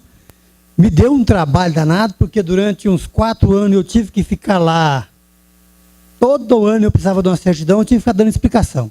Tinha que ir lá e provar. Tinha que ir lá e provar. Todo ano. É trabalho que não compensa fazer. Esquece. Eu nunca mais faço na minha vida. Perdecomp não me paga. Olha, tem que pagar muita coisa. Não vou fazer isso, não. Para fazer, francamente, eu digo para a pessoa. Mas está falando.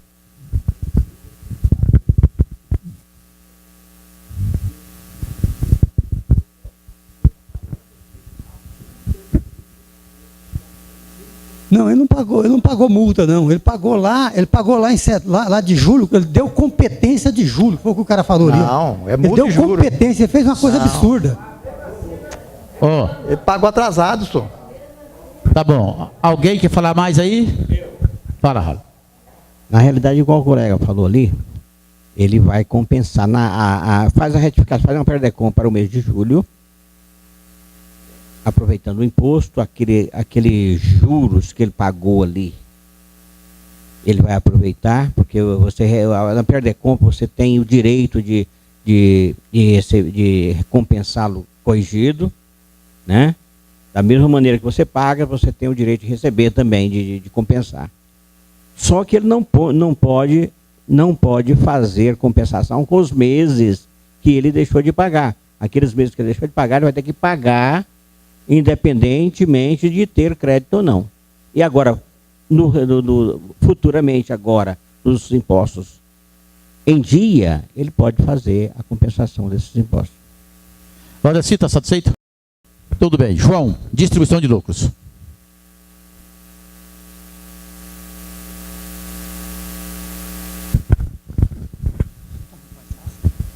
Eu gostaria de ver com os colegas quanto às empresas do Simples, se o lucro contábil continua sendo distribuído integralmente, ou tem alguma restrição atualmente. O lucro contábil tem que ter escrita, né? Geraldo. Desde que você demonstre contabilmente, você pode distribuir lucro. Inclusive, eu distribuo lucro até dentro do próprio mês. Não pode deixar ultrapassar ao lucro demonstrado contabilmente. Não. Agora, porque se você não tiver escrituração contábil, você vai utilizar o mesmo método lá, lucro presumido lá, para quem não tem escrituração. Então, escrituração contábil pode distribuir lucro. Tendo caixa, tendo lucro, tranquilo. Ok. Tem lucro. Fez uma colocação interessante. Muito bem lembrado. Agora, se a empresa deve impostos, né? Aí você não pode fazer distribuição de lucro. É um problema que eu estou enfrentando numa empresa. Ela tem lucro, tem caixa, não pode distribuir lucro. Não sei nem o que fazer. Ok. Não, já que pode ter outra pergunta? Outra dúvida? Pode. Deixa eu completar isso aí. Um parênteses aí. Jornal, eu completar. Então, João, é o que ele falou, você pode fazer todo mês. Inclusive, lá no nosso programa, eu criei o RAU, Remuneração de Antecipação de Lucro. Ele é colocado todo mês lá como antecipação lá no realizável a longo prazo, lá no não circulante, né? Realizar a longo prazo, e você vai pagando todo mês. Inclusive, você é obrigado a colocar na DIRF agora em fevereiro, esse valor que você distribuiu, correto, que não tem qualquer tributação, é claro, certo? Então, no RAU está lá todos os pagamentos bonitinho, não tem problema nenhum. Certinho. Inclusive, quando você vai fazer a declaração do Simples Nacional, lá tem uma pergunta exatamente essa que você fez. Aquela empresa que tem lucros demonstrado contabilmente, você tem que informar lá na ZEM, né? A ZEM. Tá? Ok. Outra coisa é o seguinte, com relação à empresa normal, tem DPI agora, a partir de janeiro, continua com a DPI ou acabou a DPI? Presidente. Nós tivemos lá na superintendência a respeito desse assunto, não vou revelar qual foi o compromisso que nós tivemos com eles, certo? A DPI, o Sintegra, a partir de janeiro, quem apresentar para o SPED fiscal não tem mais. Então, vocês agilizem pelo menos apresentar o SPED fiscal referente a janeiro, porque não tem mais qualquer informação sobre o DPI financeiramente, ele não sabe se a pessoa tem a obrigação de pagar o imposto ou não tem. Então, essa de janeiro é muito mais perigosa, o SPED de janeiro é muito mais perigoso do que o SPED lá de quem apresentou negativa ou coisa assim, lá de julho, de outubro, porque o de julho, eles deram 6 meses para apresentar. O de setembro vai agora, e o de outubro assim por diante. Então, o de janeiro é muito mais perigoso do que aqueles anteriores. Não sei se vocês viram lá a instrução normativa, que as empresas que foram desenquadradas no ano de 2011, elas estariam obrigadas ao SPED fiscal. Empresas enquadradas no Simples no ano de 2011, que foram desenquadradas, então, esse período de 2011, ela vai ficar desobrigada do SPED, vai ficar obrigada a partir de janeiro de 2012. As empresas do Simples continuam com a apresentação do Sintegra? Sim. As empresas que foram desenquadradas, porque a empresa enquadrada no Simples, ela fica dispensada do SPED fiscal, está obrigada ao Sintegra. À medida que ela é desenquadrada do Simples Nacional, ela passa a ser obrigada ao SPED. Isso aí está na Instrução Normativa 1020. Agora, tem a instrução normativa 1080, eu esqueci o nome dela. Acho que 1087. Ela normatizou o seguinte: empresas desenquadradas do Simples Nacional no ano de 2011, então esse período de 2011, que ela estaria obrigada ao SPED, ela passou a ser desobrigada, ela passou a ser obrigada a partir de 1º de janeiro de 2012. Repete, Geraldo, para nós. Empresas que foram desenquadradas no ano de 2011, ela estaria obrigada ao SPED fiscal no ano de 2011, aos meses. Janeiro de 2011.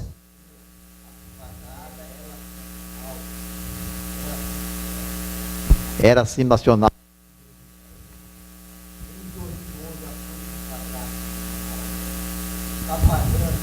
Não, aí não. Aí já é diferente.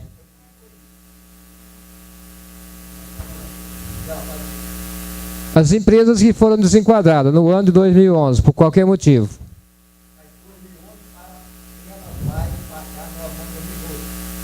Ela vai passar a ser obrigada a partir de janeiro de 2012.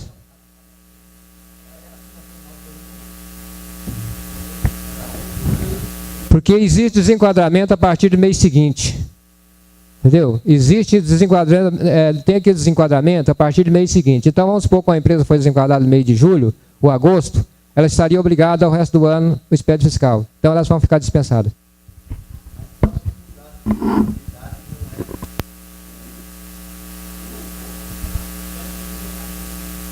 Deixe-me só ver se eu estiver errado aqui, Geraldo, para ver se os internautas entendem melhor.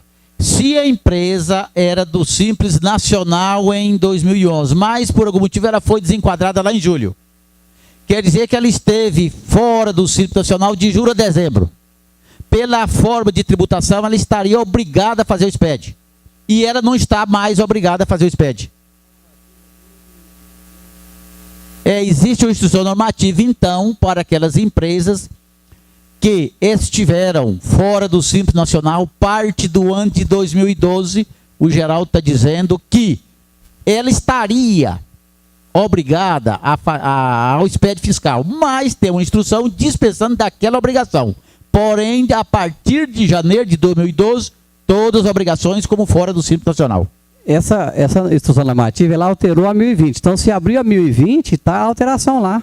Só isso. Não precisa procurar a normativa 1080 e pouco, não. Vai na 1020, já está lá essa alteração feita pela 1085, parece. Corretíssimo, tá? Exatamente. Ela já consolidou a 1020.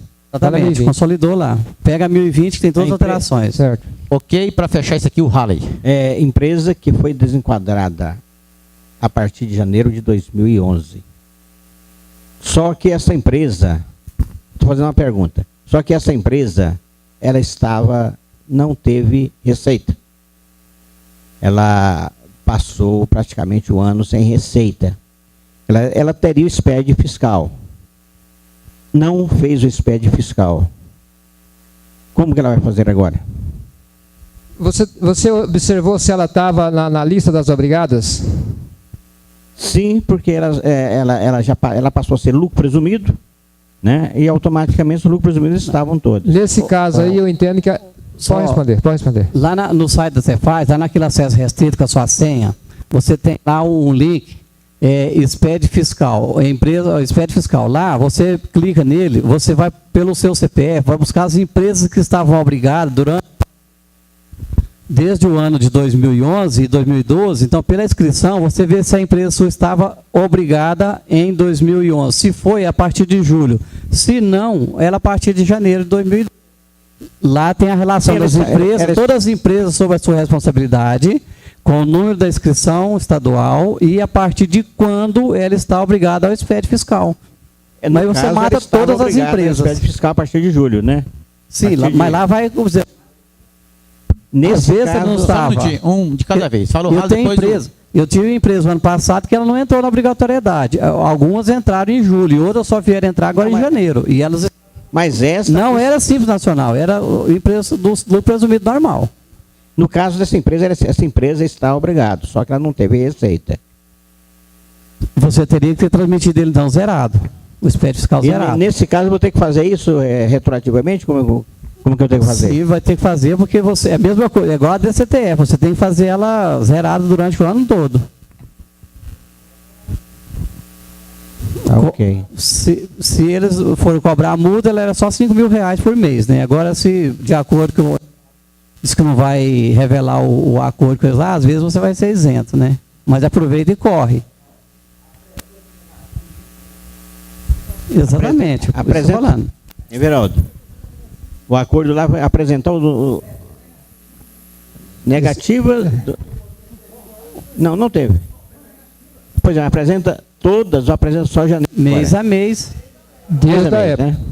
A multa ela é mensal, igual as obrigações da Receita Federal, todas as obrigações, porque o espelho você transmite não é para a Cefaz, você transmite para a Receita Federal.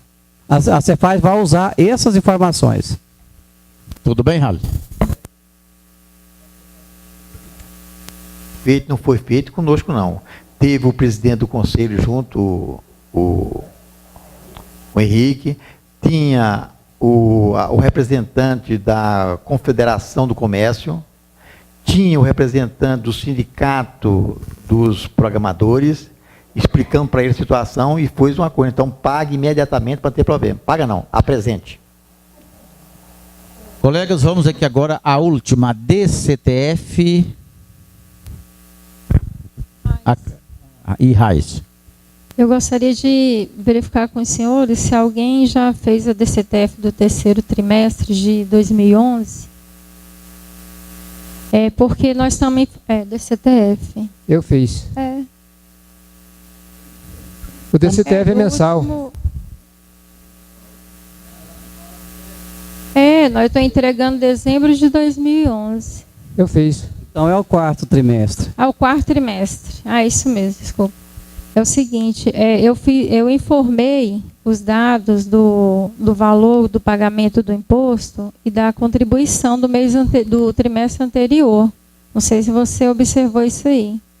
E quando a gente informa os valores, está dando pendência, erro.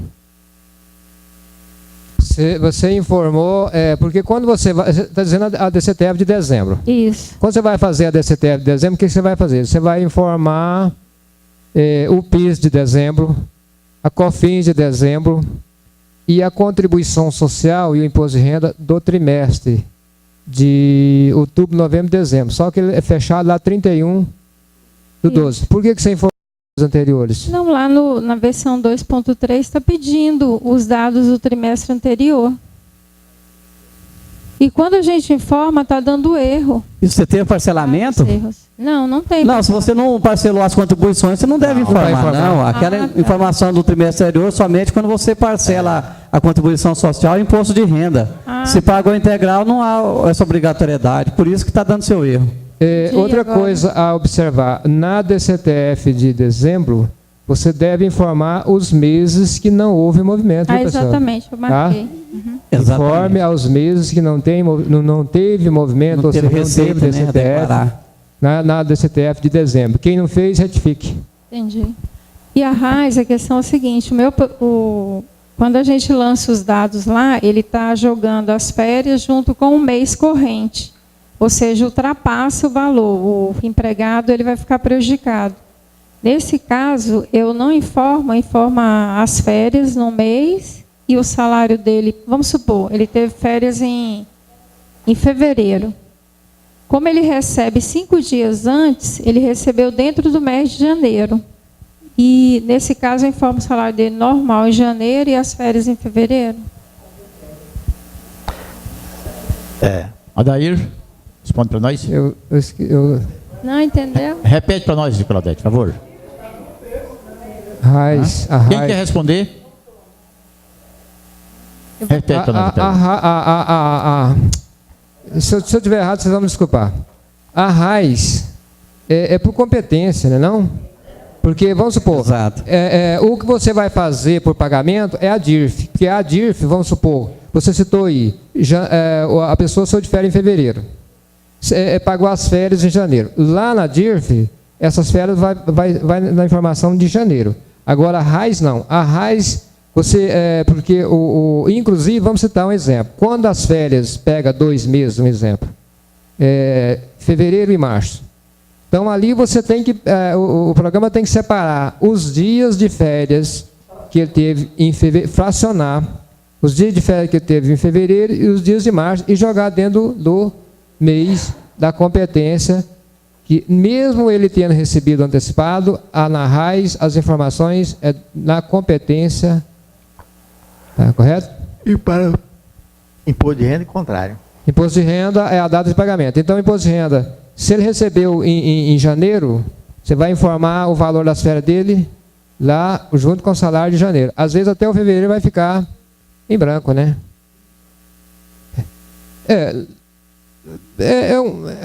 Mais ou menos isso, né? Porque não é bem o regime de caixa. Que o regime de caixa que eu entendo, mas é aquele tipo que tudo se apura através de regime de caixa, né? É regime de competência, mas o imposto de renda é data de pagamento, correto? Wender.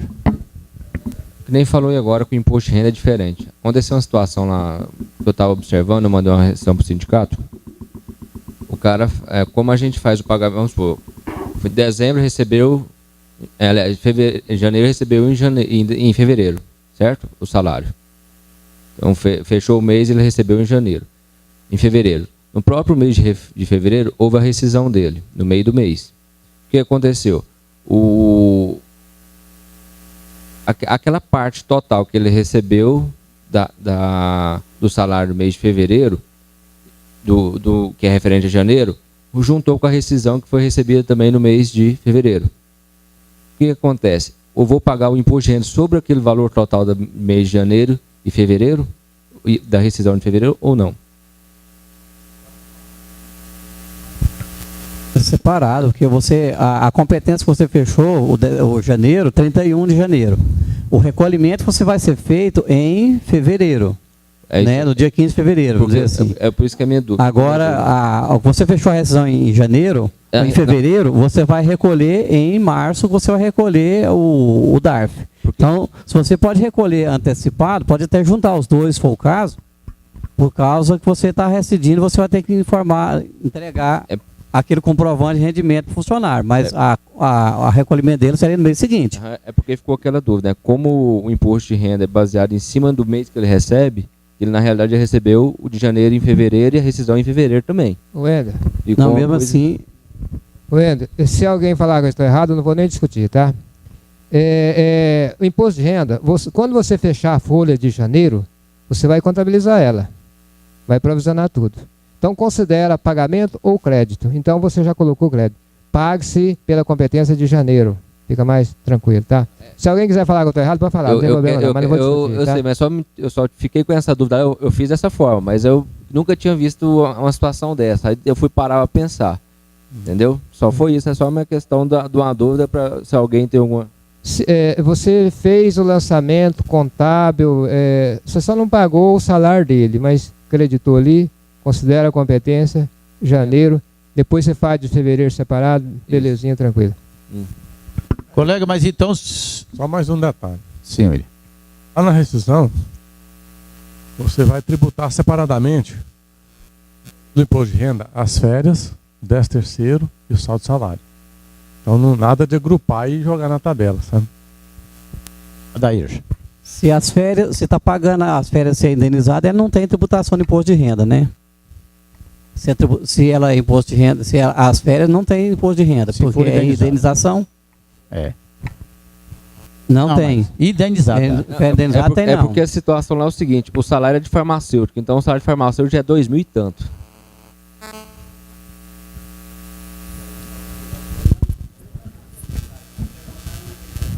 Tá. Vai lá, Dair. Não, só que eu retifico o que eu falei, Verota. Tá que a empregada, quando ela é empregada, está normatizado pelo artigo 72 da 8.213.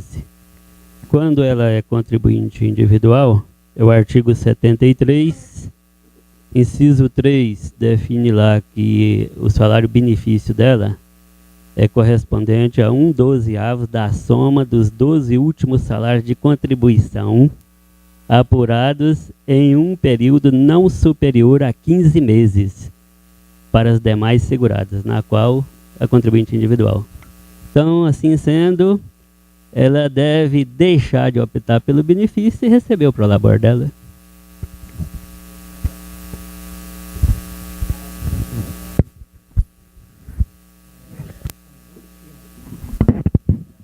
Mas ainda continua.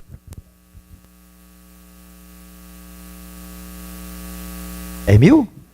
Tratar com meu filho de 10.000 e receber outro, eu arriscaria, certo? Eu vou receber lá e vou. Deixa eu. Cuidado. É a lógica. Vamos, só um minutinho, colega. Vamos ver aqui o Ender, ele achou um assunto aqui.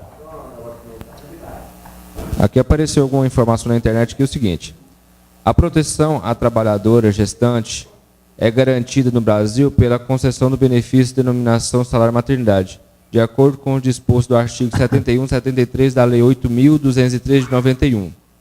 Aí fala assim, ó, é importante destacar que, diferentemente das aposentadorias que têm a sua limitação fixada pelo teto do INSS, atualmente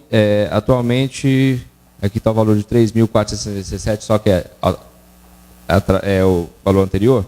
O valor do salário-maternidade varia de acordo com a remuneração recebida pela trabalhadora. Quer dizer que a trabalhadora tem direito de receber o benefício integralmente do INSS, independentemente do valor do seu salário, e sem o limite do teto do INSS. Se o trabalhador receber 10.000, no seu emprego terá direito a receber os mesmos 10.000. Mas que nós estamos... Pois é, titular de empresa. O trabalhador que ele fala é aquele trabalhador de acordo com o CLT, aquele do artigo 3º. Então, esse caso do ele era um empregador também, mas é um titular, é diferente, certo? Uma coisa sócio de empresa. É, sócio da empresa. Mas eu achei interessante que o Ronan falou assim, tinha muito pouca gente aqui e nós estávamos pensando até ir embora, né? Aí nós falamos, não, depois o pessoal vai chegar aqui, eu vim aqui na chuva e você não está para aqui, mas foi muito bom, certo? Então, foi uma reunião até meia light, né? Então, é interessante muito, porque sempre a gente reúne aqui, a gente sai daqui enriquecido de alguma coisa, certo? Se vocês quiserem também, eu estava vendo lá no site nosso, esse vídeo está muito gostoso, está bem legível, a voz está gostosa, está saindo bem, dá para assistir muito bem, e muita gente está assistindo no interior, e toda semana está entrando o vídeo nosso. Tá? Mas então, colegas, não terminou a pauta ainda, tem mais duas coisas aqui. Nós dissemos no início que, para os senhores, nós estamos dizendo, e para os internautas, no dia 13 de março, o Jorge Martins estará aqui conosco, falando sobre imposto de renda à pessoa física. E o ingresso são 2 quilos de alimentos não perecíveis. O outro assunto que chegou-se é 10 para as 9, mas eu estou disposto a continuar aqui até as 10, 11 horas. Se os senhores quiserem, é só falar. Quer continuar ou